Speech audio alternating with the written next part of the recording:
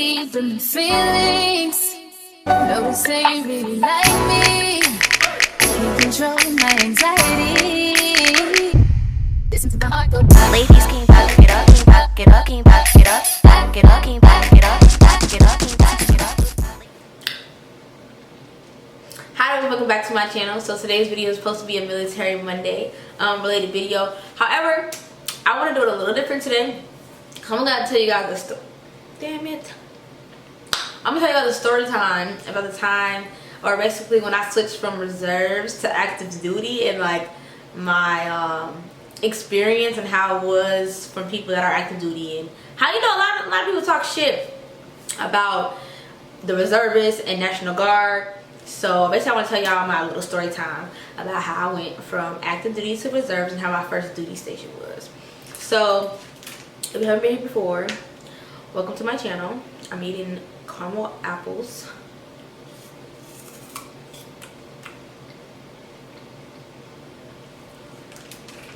If you haven't been here before, welcome to my channel. My name is Sweet Color. I do military related videos. I do makeup videos, hair video, I don't know, whatever you want me to do, sis, I can do for you. But today's just gonna be another military related video. I've been stacking on Military Mondays because I had a lot going on. I've been traveling, blah blah blah blah. So yeah, let's get right into the video. Alright guys, so there I was. I decided that I wanted to go active duty after being in the reserves for like 2 years to 3 years. 2 or 3 years. After joining the reserves, I decided I want to go active duty. So I went to my recruiter and I told my recruiter, listen, I want to go active.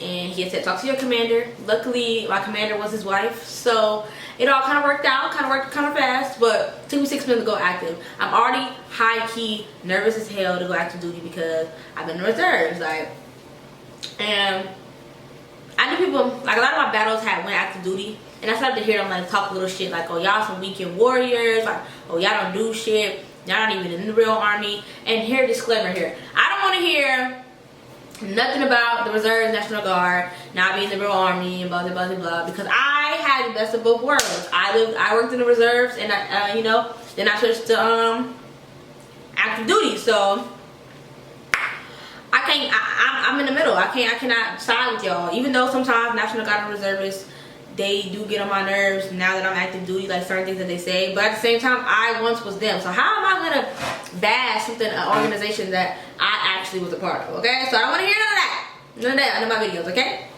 but yeah, so I already hear them start talking a little mess like, oh, you in the reserves, you're not a real soldier, and you don't even count, and blah blah blah blah. But at the end of the day, a reservist can get deployed just like active duty.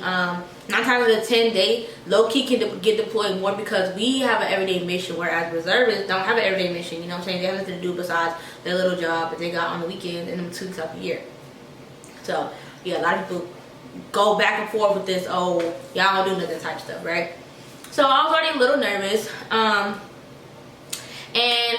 so I went to the MEPS. Yeah, MEPS, and I ended up figuring out where I was gonna go. I didn't know where I was gonna go. I didn't know I was going to Korea before I told my recruiter I wanted to go active. After I did the whole process, I never knew where I was going. I literally thought I was gonna go to Texas.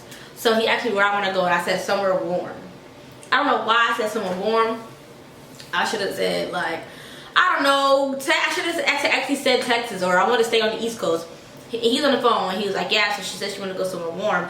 He was like, oh yeah, it gets warm there in the summertime, ha ha ha. And I'm like, well, it gets warm in the summer, that's considered warm, but not warm all the time. He's like, you wanna know where you're going? And I'm like, yeah. And he's like, Korea. And I'm like, I'm telling you, I started crying. I legit started crying in the MEPS, like real ass tears, trying to cover up my face because I was scared that the NCOs that I was working with a civilian, so I was scared that the NCOs that I was with was gonna like be like, soldier, stop all that crying. But I was crying like, Korea? Like, you sending me to Korea? Like, are y'all kidding me? Like, are y'all kidding me? And there was the other girl and she's like, I'm going to Korea too. So then I didn't feel so bad. And I can't remember if I saw my contract before or after that. I think that was before I saw my contract. But I was like, damn, I was so torn. I didn't know what to do. Hold on, y'all, apple break. Y'all like caramel apples? That's my favorite. But yeah, y'all, so I think that's after my contract or whatever.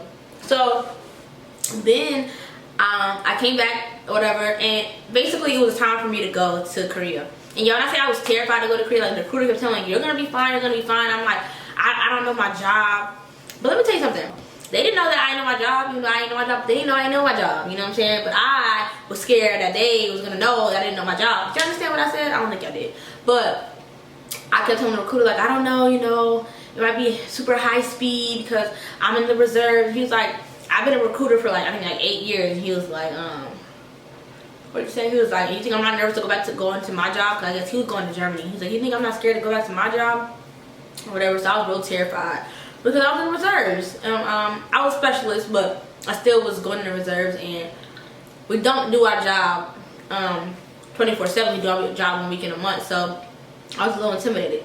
So boom, Korea happens. I get there, right? I get to my first duty station, and I meet my people in my unit.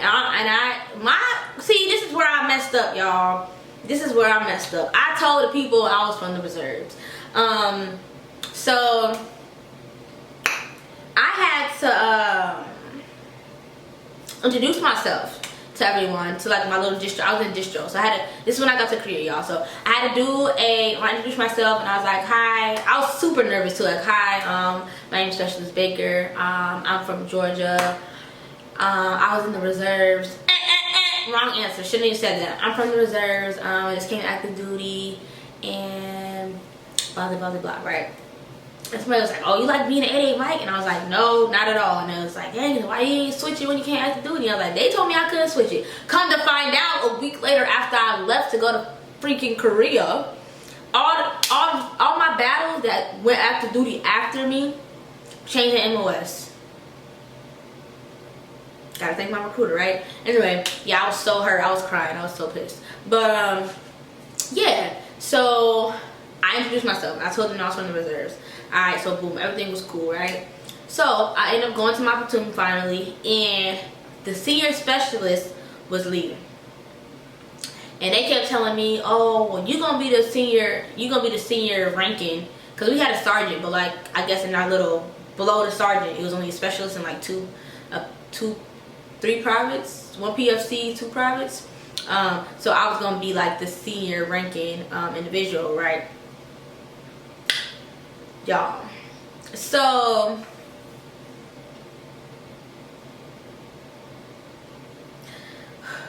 I told them I was from the reserve, so off rip they didn't respect me. They didn't respect nothing. They didn't respect the fact that I had a little bit of rank. They didn't respect how long I've been in. They didn't respect the fact that I might know what I'm doing. They didn't know anything about me besides the fact that I was in the reserves. They didn't know that I didn't know my job. But come to find out, I was even doing like first of all, 88 mic isn't hard, but you know, like little technical stuff that I probably wouldn't know about, like the trucks that, I don't know, if you don't deal with that truck on an everyday basis, like say for instance an E2 is different from a PLS, and the PLS is different from a HET, or whatever type of unit you're in, you'll use that vehicle. So say my unit that I was in dealt with each PLS, we were a PLS unit.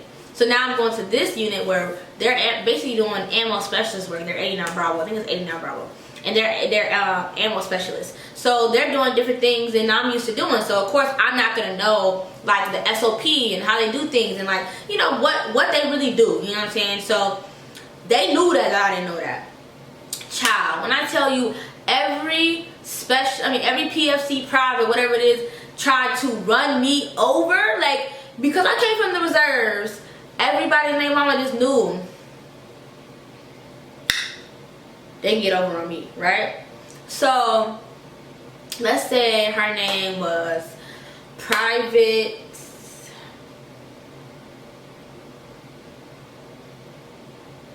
Smith. So Private Smith was a PV2 about to get promoted to PFC. Mind you, y'all, I'm a specialist, right? So I didn't come in there demanding no respect. I'm not even like that as an E5. I'm not that type that's like, you need to respect my rank. That's not me, you know what I'm saying? But if people are pushing you, then you have to be like, whoa. Do you stand to the left or the right of me information? Because if you stand, you know, to my left, then you need to be quiet. If you stand to my right, all right, you can talk to me. If you stand to my left, stay in your place. Stay in your place, child. So Private Smith felt as if I I should not have been turning into, I don't know if I said this, but the senior specialist that was there was leaving. So I basically was going to be taking his spot. And the E5 was telling me, you're about to be the senior specialist. You got to step up. You got to take charge. You got to know your job. You got to know what you're doing. I'm like, whoa, sir, slow down. Slow down. Can I learn what I'm supposed to do first before you tell me I need to take charge? Like, this is you. You need to take charge. And I'm like, wait a minute, I just came from working right according to true religion. I didn't have to take charge. What are you talking about? I'm confused.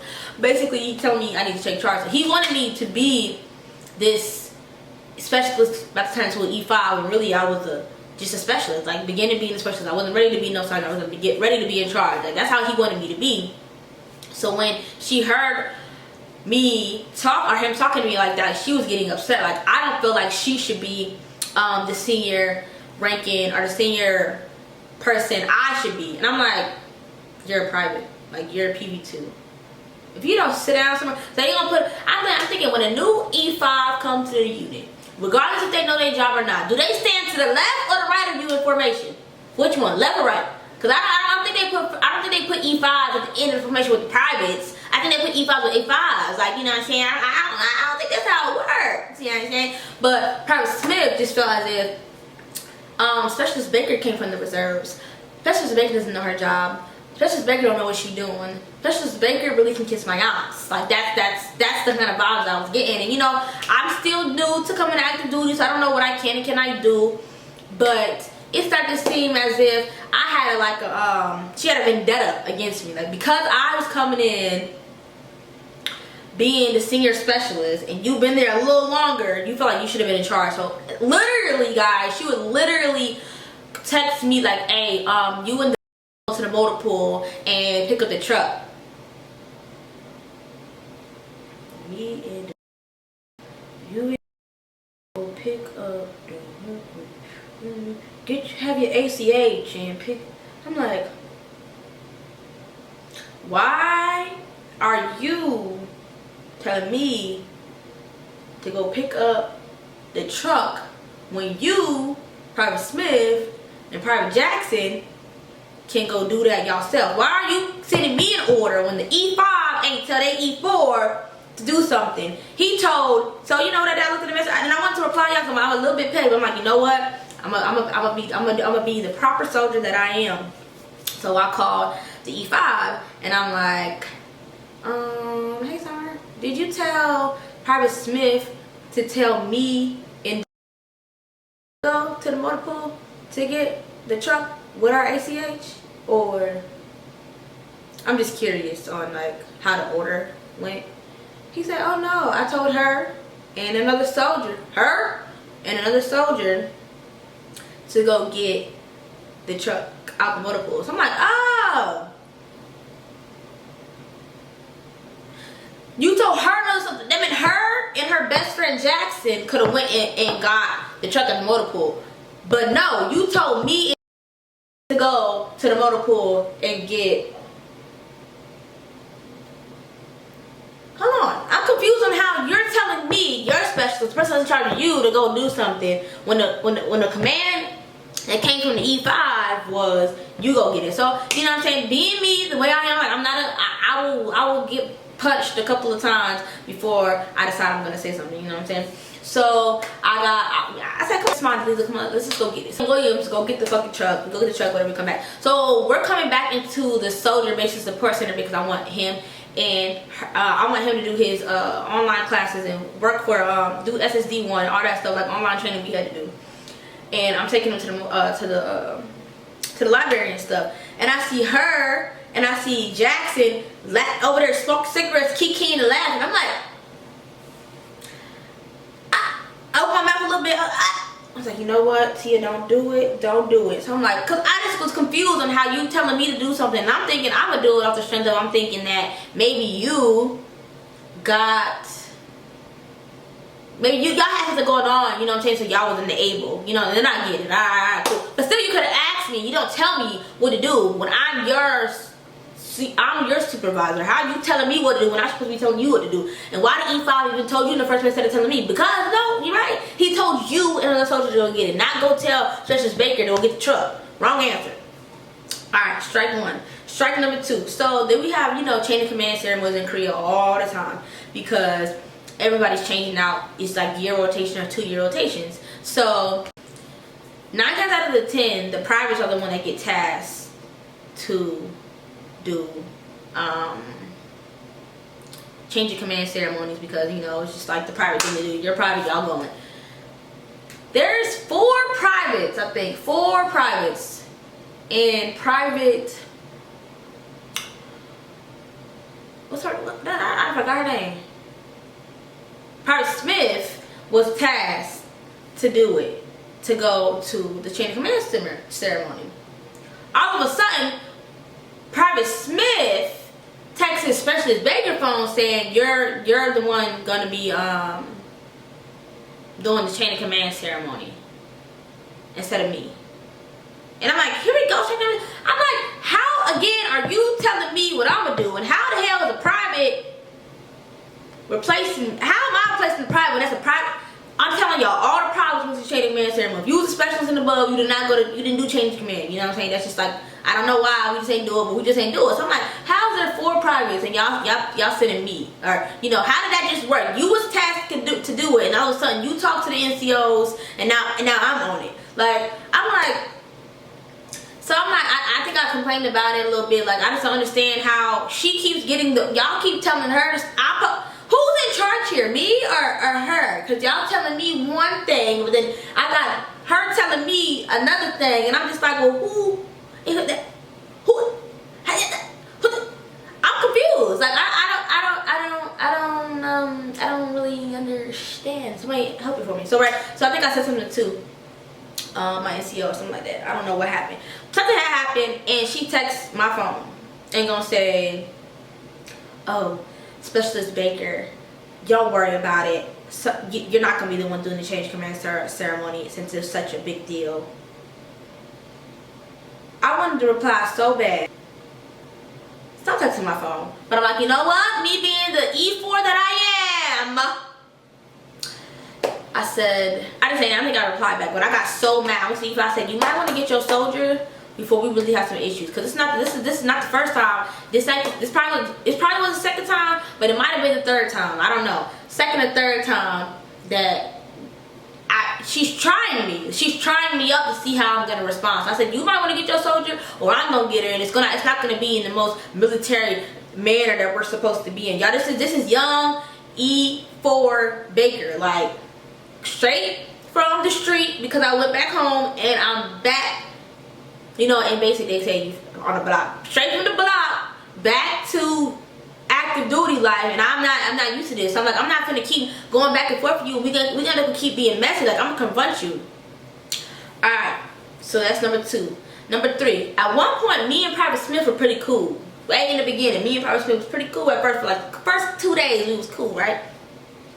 So one day I got sick, and I was coughing, and I don't know, something was wrong with my throat or something like that. I got sick, and I was in civilian clothes because I didn't feel bad, but my throat was like, I had pharyngitis, or I didn't have pharyngitis, I had abscess in my throat, so I couldn't, like, my side of my throat was like swollen up, and I couldn't swallow. So I got on quarters, but I needed to go to the PX, right? So I had on civilian clothes. So they walked, her and Private Smith and Jackson walked down the stairs, and they talk shit outside their neck like, oh, I wish I was on quarters. Oh, must be nice for young quarters. Oh, that's your battle. I said, what was said? What was said? Huh? No, I said, what was said? Like, y'all talking shit? And it was like, no, or they didn't hear me. They just kept walking. And I was like, that. Strike 3. Y'all taking this reserve thing to the head. Stop playing with me. Like, this is the 3rd time I'm not gonna keep letting you talk to me any type of way. Like, I done let y'all slide a couple of times. The last time it happened, y'all, I'm telling you, my coming out to active duty was not nice. That's like everybody was trying me up because they knew I came from the reserves. Like, oh, you came from the reserves? Alright. So we finna fuck with you. Like, the last time, this was a different soldier. This was private. They always privates too. I'm like, y'all really trying it. The 3rd time, that I got into it with the person, with private, whatever I said the name was. At this point, that Monday, I found out that I'm getting sent to the oily room, and I'm trying to figure out, am I getting sent to the oily room because I'm getting to it with everybody? Am I getting sent to the oily room because they need somebody in the oily room? Am I a shitbag? Like, I don't understand why I'm getting sent to the oily room. First sergeant said that it was because they wanted us to hit specialists and somebody that was high speed, but word through the grapevine was I was getting into it with everybody. But I'm like, how was I getting into it with everybody when everybody was trying me and I'm getting in trouble because I'm talking back at this point? Like, I'm confused on how I'm getting, why am I, but it's cool. I moved to, they really hated me then, because all that shit they was talking, your paperwork signed, you turned in leave, I don't know what happened. No, I'm just joking, y'all, I didn't really do that. But still, I could have, so you don't burn your bridges in the military, right? So it's the last incident that happened. I moved to an oily room, and now I got new individuals. So now Private Bennett.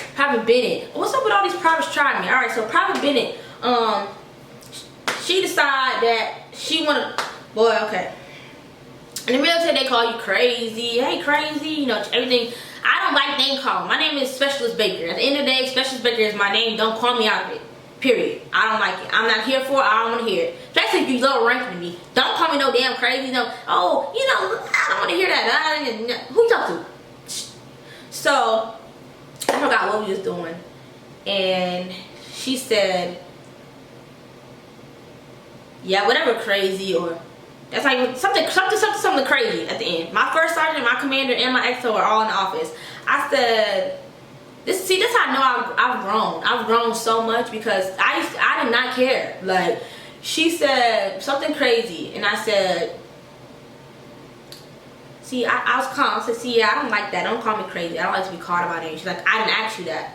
I said, what you said? Like, I swear, y'all, first sergeant, XO, commander, on. I said, what you said? What? And she was like, never mind. I'm like, mind you, she's a I think she was a PB2. I said, what you said? And she said, oh, she was like, nothing, with attitude. I said, don't play with me. Don't play with me, because I'm not gonna keep playing with you. Like, period. I'm not gonna keep playing with you. Like, what? I said, don't call me out my name, and that's what I meant. Y'all, at that point, I was over the top. Like, I think because I'm tiny, a little petite thing, y'all thinking that y'all could talk to me crazy. Like, I did have my little angry voice. I'm like, what? You said what? Don't play with me. Do not play with me. Like, I'm not gonna keep playing with you. Like, I'm not gonna keep playing with you.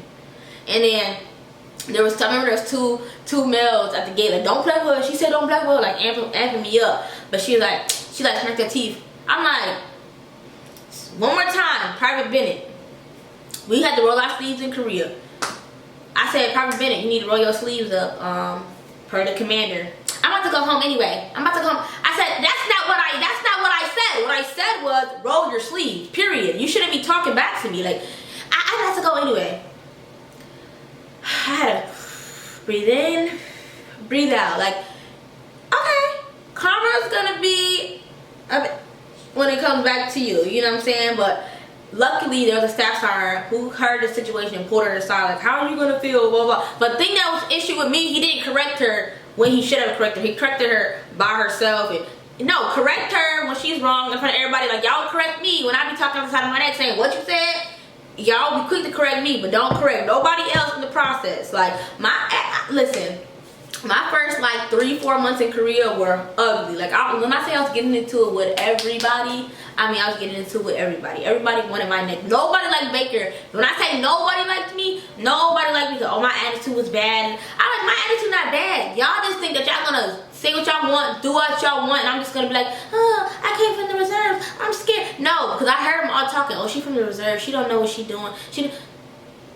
But guess what? Now who in charge of your paperwork? Me. So you want to turn the past in? Oh, they want to be my friend when I got to the other room. No, don't be my friend. Keep that same energy, that vendetta you had against me for whatever reason it was, because I was the boss. Now you mad. Like, but basically that was my story time, y'all, of how I got tried multiple times my first 3 months because I came from the reserves. Literally because I came from the reserves, they felt like, oh, we can push her over. No, ma'am, you cannot. You will not. You did not. Okay. But yeah, that's my little military Monday story time. Kind of got everywhere, but yeah. Thank you guys for tuning into this video, and I'll see you guys in my next one. Bye. Bye.